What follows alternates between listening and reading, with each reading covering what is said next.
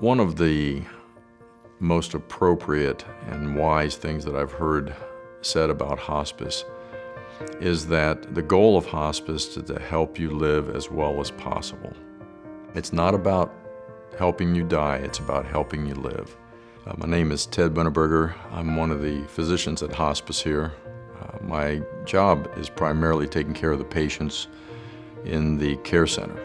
When people first come into hospice with their loved ones, I will sit down with them, and you need to try to first understand where they are with it. This may be a shock to them, this may be a new thing that's happening, or they may be at a point where they're already ready to see the suffering end.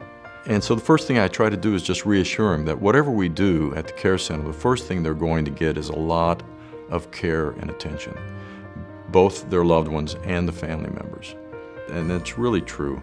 And you know what I didn't realize is that when people sign up for hospice, if you have two people with the same disease process, and one is in hospice and one is not, the one in hospice will live longer because they're not struggling with the end-of-life discomforts that we will all experience, and they're not spending that energy on that.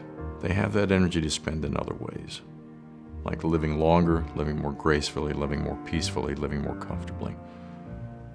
The goal of hospice is that to help people understand that every moment does matter.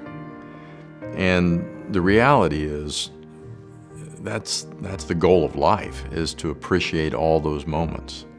And if you do as well as you can with every one of them, you can be happy with where you are and where you're going. The folks that I see that have done a good job of that, the transition to end of life is not a problem.